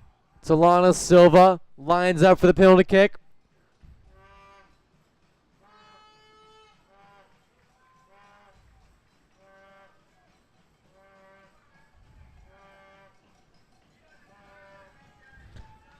Momentum is building up here. Approaches. Goal! Enter Nashville, 67th minute. Ceylon Silva slots in the back of the net. 1-1 Georgia Revolution FC and enter Nashville. International, I feel like they deserve a goal here. They've slowly but steadily put an attack together, progressively building up from a very little attack in the first half to a progressively better attack in the second 45. I do feel like they deserve that goal. Yeah, I mean, like I said earlier, they really throwing everything forward. They're throwing the kitchen sink forward. So This is a I'd agree. time where we got to play a little less direct and got to combine like we're doing right here and get more assertive on offense. Jack Gurr with a great run. Jack Gurr getting into the final third.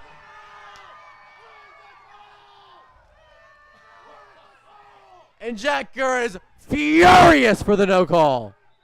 And gets yellow carded for back talking to the referee. Jack Gurr is trying to lead the team and put him on their back. Made a great run into the box. Looks like he got fouled. Nothing called. Honestly, if you're gonna give the foul one way on the other side of the pitch, that's exactly the same thing. You've got to be consistent there. That is terrible from the referee, but are we really surprised? Corner kick for the Revolution. 68th minute. Things are getting tense here in McDonough. Ball played in the box. Oh. Braunhan has the ball up top. Braunhan, gets fouled, hard foul. Free kick, dangerous position. That has to be a card. That has to be a card. That is a gruesome foul on Braunhan Gamara.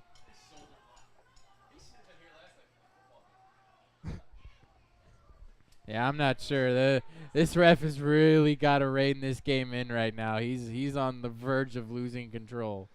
That was terrible. That tackle would have barely been accepted in last night's Henry County Warhawks football spring game, much less a soccer game. Unacceptable from the referee. 2 blown calls here in the second 45.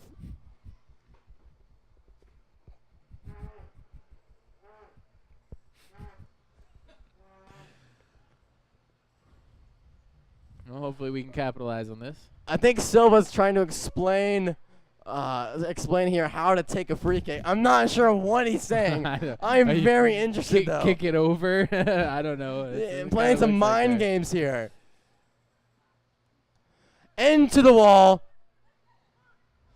Silva tries to play it around Jack Gurr, but it's Thomas Cheerwick collects the ball, and Sajad now. Challenged by Silva. Silva wins the ball back. Sajad chasing. Rodrigo shields the ball as a throw-in. Right now, if you're the Revolution, you got to be frustrated, and you also have to worry from guys like Jack, who's on a caution right now, and Rodrigo, and guys who play with emotion like that it doesn't get out of hand.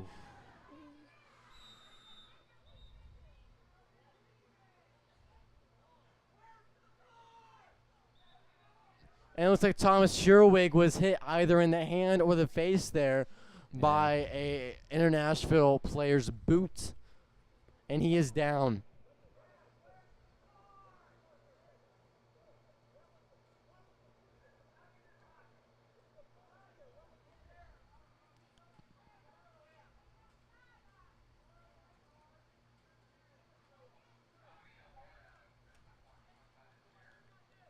Herwig is up on his knees now, and the trainers are tending to him.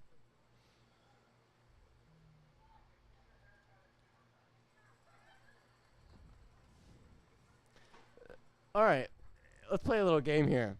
Which was worse? New Orleans Jesters refereeing last year or the refereeing tonight? New Orleans. By not even close. That was absolutely horrendous last year. And as you can tell, after the game, all of the fans running down the stands to yell at the refs. I don't think I've seen that in a soccer match in my life. Well, I'll be honest. The referees have about 20 minutes to make up for the difference between those games so far. I'll say last year I don't think I've seen refs run away into a room as fast as I saw those guys. Fans were livid.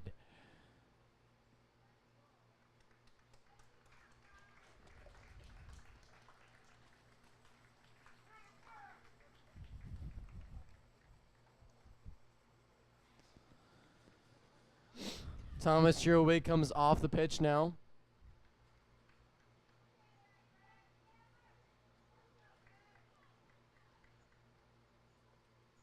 Oh, surprise scoreline up at Fort Finley. The 56th minute, Manny Perez takes a rip from 20 yards out to put Greenville FC up 2-1 over Chattanooga FC. And I don't want to be the bearer of bad news, but that's bad news for the Revolution. Greenville are a team that already has a win over the Revs, and getting 6 points, or this will be their 7th point to start the year. And also at the same time, the 65th minute, right up the street in Alpharetta, Asheville City chips Atlanta SC, and now they lead 2-1. The Revolution's luck is quickly turning around in the second half of the Greenville game and this game. Now a chance for Nashville. They chip it over the box. Goal in Nashville, 73rd minute. Elliot Goodwin chips the ball over, and a header for Nashville. I'm going to mark that down to no one was covering the near side flank. There should have been a right back, Jack Gurr specifically, or center back slide over and cover Goodwin. He shouldn't have enough space to chip it over our back line entirely. Also, Gomez has to be in a position to head that ball away from the opposition in the box. That's just poor positioning by the Revolution back line there. That led to the second goal, and the Revolution need to attack quickly. There's no time for lollygagging here in the 74th minute. Yeah, we down gotta get 1-2. This is a must-win match. Got to get a win.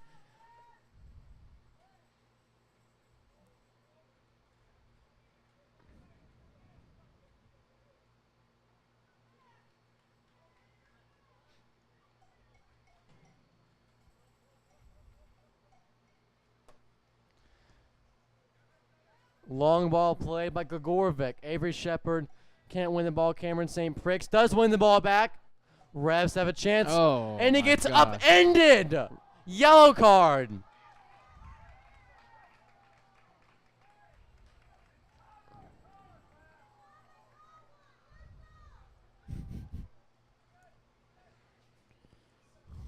Frank Down gets into the referee's book as he upended Cameron St. Pricks on that dangerous play. But we haven't talked much about Nashville's coaching staff. They changed head coaches. It was the owner and general manager was coaching the team as well, and now he is backed away to just a general manager and owning standpoint. It's a bit of a change for Nashville. Yeah, and it has, obviously it's paid off. Paid off, yeah. They're playing very well right now. Jack Gurr sends the ball in for Oh! Go Lazo!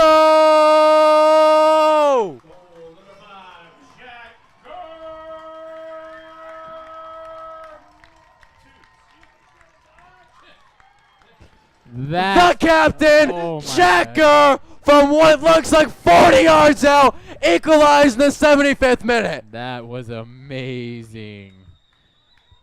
Wow. You will not see another goal like that probably the rest of the year. My Kuchu goal of the week, Roots Up goal of the week, Copa 90. Put this on your next highlight reel. Yeah, instead of the Chattanooga one in the playoffs against us. What a goal, Jack Gurr. Hopefully that energizes the guys a little bit and we can get another one before this game's over with. And a quick turnover from Nashville. Rodrigo intercepts the ball, and a foul on Cameron St. Pricks. There has to be some kind of referendum from the referee. There's an abundant amount of fouls by this Nashville team, and this game needs to be settled down. Yeah. One yellow card's not going to cut it right now.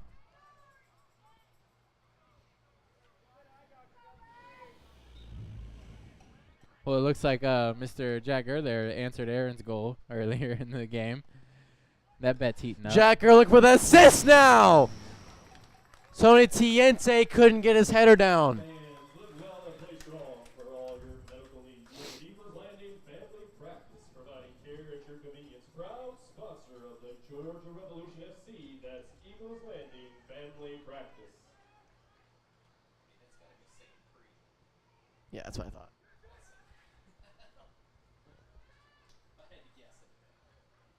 Probably.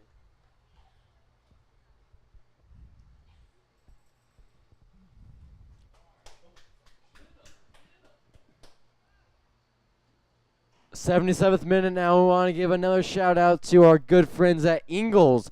Low prices, love the savings. Make sure you show them some love as they are showing the Georgia Revolution and this broadcast lots and lots of love.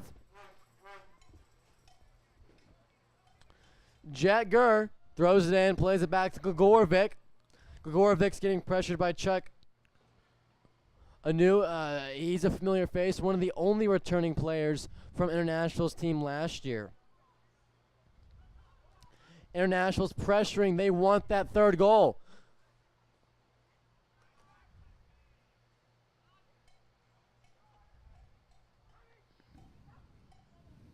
Cameron St. Dangerous tackle. And a little bit of exaggeration from an international player here. Yeah, we'll see if he gets up and runs here in a second. Looks like the air quotes injured player is Nicolo Degani for Nashville.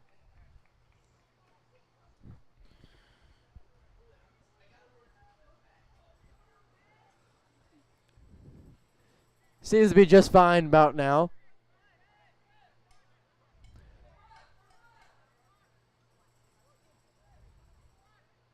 Frank down, plays the ball into a swarm of Revs players, but somehow Silva finds the ball. Jack Gurr's in a good position to initiate this counterattack. Avery Shepard plays the ball off this chest. And St. Pre cannot win the ball. Another Southeast Conference news. It looks like Chattanooga has tied the game up in the 60th minute with Greenville FC. It is now 2-2. Now, if you want to know who you should be cheering for as Revs fans this Chattanooga Greenville game, at the moment you're a big goalkeeper fan. Yeah, let's end it in a tie. Draws are good. Draws are muy bueno.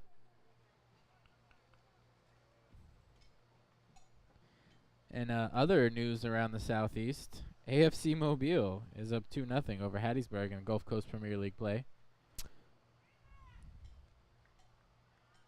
Avery Shepard has a tendency to raise his arms when he goes for headers, I've noticed that. and that's risky. Jack Gurr urging the ball boy to give him the ball quickly, something we did not see in Atlanta last week. And a deflection goes the Revs away. Cameron St. Prix is thrown to the ground. No. Once again, it must have been the turf monster.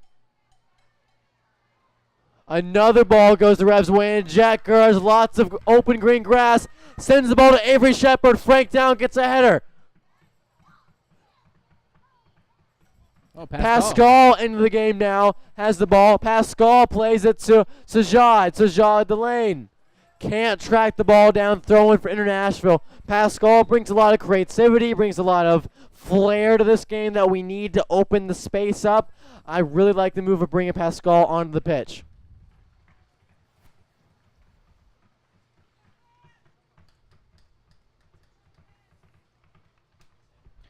Is it for Braunhahn? Yeah. Braunhahn Gamara is the player that's out of the game for the Revs. He saw a pretty solid night as he struggled a little bit last week in Atlanta, but so did everyone on the pitch wearing striped uniforms. Yeah, that was a very difficult game all around.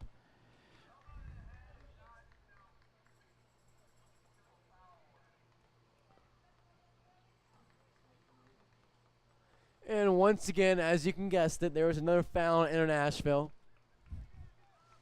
Yeah, this game, last 10 minutes in stoppage of this game is going to be pretty sloppy, I imagine. If there was a game that I would guess has a little bit of extra edge after the game, like we saw in Asheville and Georgia Revolution last year, and Jack Gurr got into a little bit of a commotion / a little bit of a fight with some Asheville players, I would not be one to bet against this game not being that. Yeah, Jack seems to get on a lot of guys' nerves. It's a feisty That player. happens when you're a good player, too. And when you know you're a good player. As Silva follows it around the Revs defense, but Jack Gurr wins the ball. Jack Gurr has options, plays it to Shepard. Shepard wasn't in a position to make a run, though.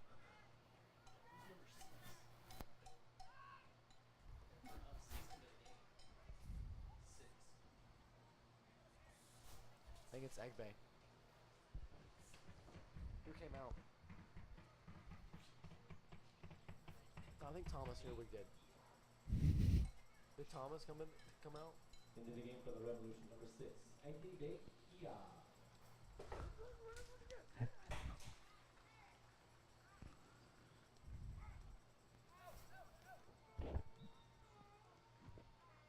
Eggbay Eoz in the game for the Revolution.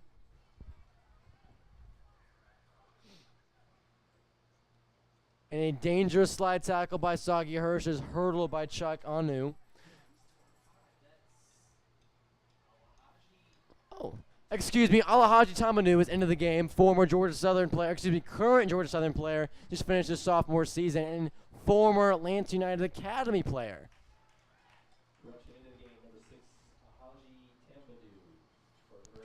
Alahaji Tamanu is a guy that I'm excited to see in a Revs uniform. He's not played in the first 2 games. He's getting some experience here. I would not doubt if he gets a start next week in Asheville. Alahaji brings a lot to the game. He can play a holding midfield role, which is something that Rodrigo was doing at times. He also played left back. I would like to see Rodrigo at left back and Alahaji as the number 6. A combination of that two, I think, would be a deadly lineup, and it would allow Georgia Revolution to play a little bit more attacking style rather than sitting back like we did today. Yeah, he definitely brings a different dynamic that we kind Pascal of missed. just brought that energy there as we saw as he ran full speed trying to intercept the ball, which is that urgency is something we've been missing throughout this match, and I'm excited to see Pascal bring that energy in, and hopefully him and Dublé maybe get starts next week. That's an opportunity for the Revolution to have somewhat of a full force lineup. Oh, And a good midfield. string of fancy back passes and all kinds of passes for Nashville led to a Georgia Revolution interception. Rodrigo trying to get the ball to Cameron St. Prix. Shahaj gets a foot in there. But after all of that, International win the ball back. Alahaji, tough challenge. Can't get the ball. Oh, that's dangerous. Chuckaroo. Great play by Gomez, but Chuckaroo with a solid play of his own to keep possession. Gets the ball up to J.P. Brewster. J.P. Brewster saved by Mattia.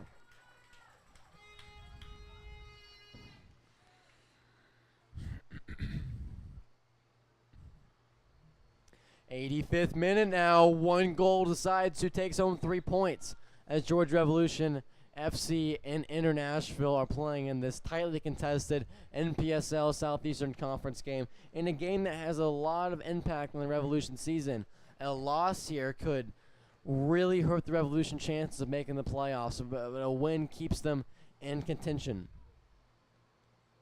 And I think a draw also starts that momentum of the Revolution's much-needed run. Yeah, like we said in the pregame, 3 points is more ideal, but even a point at this instance of the season is something, and it's really needed. If Asheville are held to a draw or a loss tonight, I think a draw is pretty acceptable. If Asheville win this game, it's gonna start to become difficult to come back from.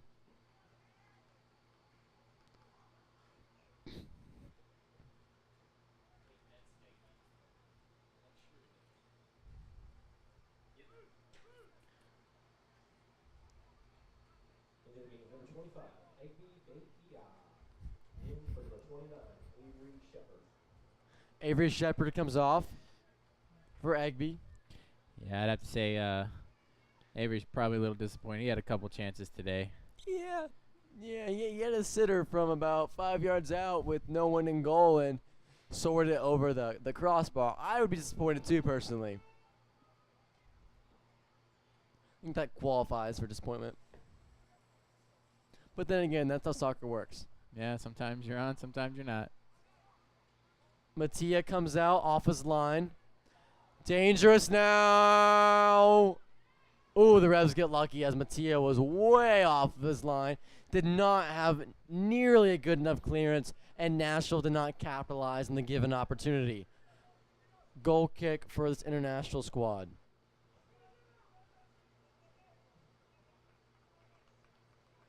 Fans, for all your orthopedic needs, visit Resurgence Orthopedics. And for all your physical therapy needs, call Benchmark Physical Therapy. Thank you to all our proud sponsors.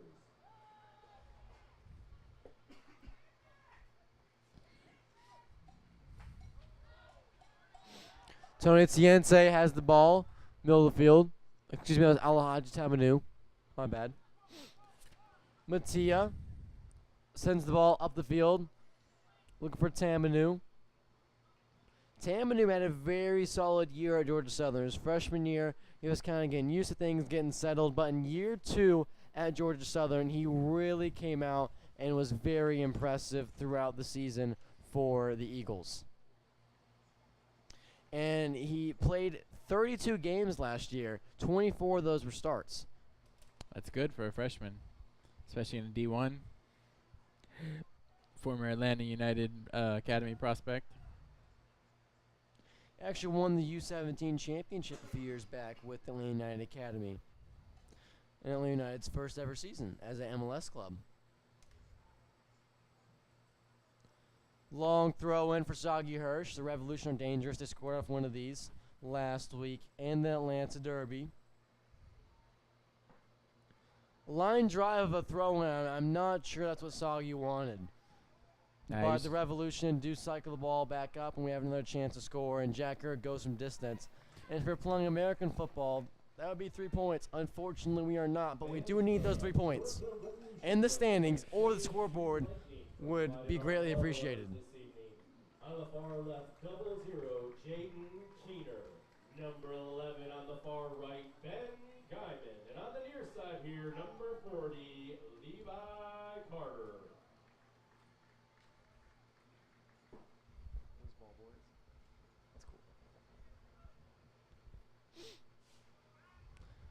Eduardo plays the ball to Jack Kerr. Jack Kerr trying to make something special here. Goes over the top looking for Alahaji. Alahaji with a good Ooh. run. but a great defensive effort by Desedu. Desedu's had a quiet game, but when the opportunities presented himself, he's made the needed plays to stop the Revolution counterattacks. Now Jack Gurr. Jack Gurr sends in across the top of the box. Rodrigo has it. Rodrigo cuts in. Rodrigo looking for Pascal. Pascal can get there. Yes, he can. Pascal tricky dribbles around the international defense. Has the ball. Final ball's lacking there. Jack Gurch looks like he's chipping it once again. Pascal, too much pace on it. Jack Gurr looks like he's getting a little antsy and maybe a little too aggressive at the moment. He needs to settle down. Yeah, like I said earlier in the game, you don't want to get too antsy because that's what leads to the mistakes and miscommunications. 90th minute here in McDonough, Georgia. Nashville 2, Georgia Revolution FC 2. How much stoppage time do you think? I think it's going to be a little more than the first half, maybe 3 minutes, maybe three or four. We did have that injury with Thomas when he had to come out. And we had the abundant number of fouls. Fouls, yeah. The penalty kick. I think that all adds up.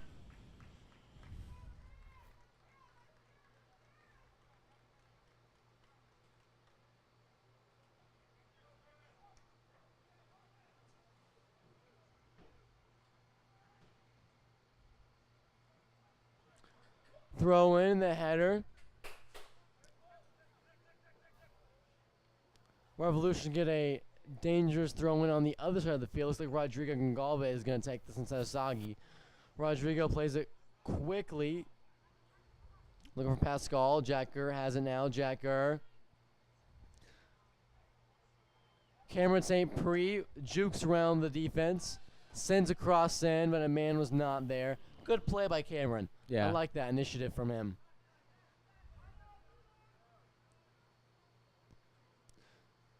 Throw in for the Revolution. That's Eduardo Gomez. Eduardo Gomez making a second start. And again, Eduardo has looked absolutely phenomenal in his second start. He deserves to be back in the lineup in Nashville, I believe, if he's well rested and healthy. A game of volleyball has been started in the field as the Revolution try to get an attack going. And Tajad has an opportunity. Couldn't control the ball off his chest. And Josh Gopher scoops the ball up.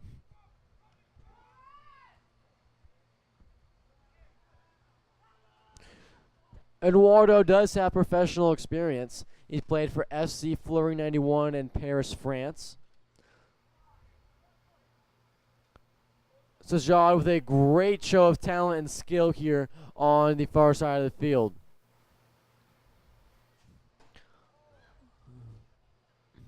Rodrigo trying to go in for the challenge, but the ball is poked away.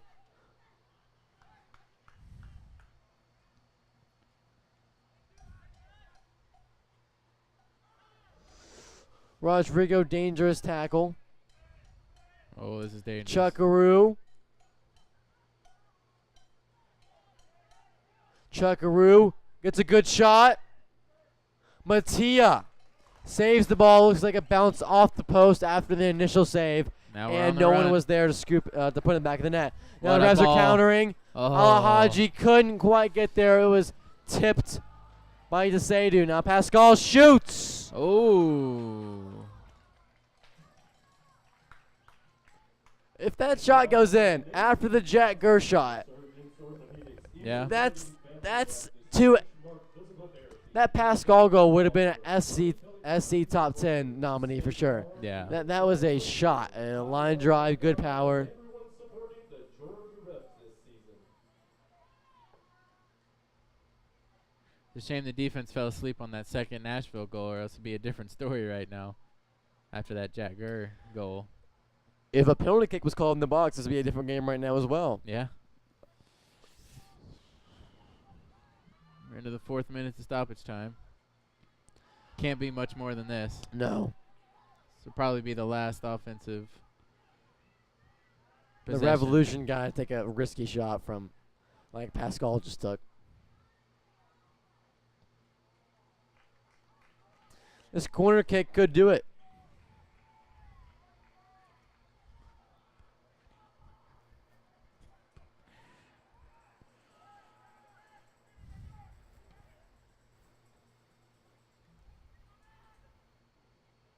One last one, boys.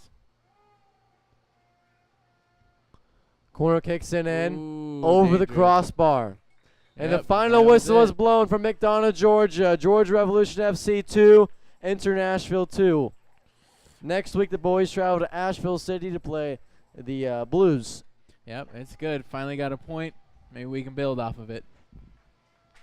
Signing off from McDonough, Georgia.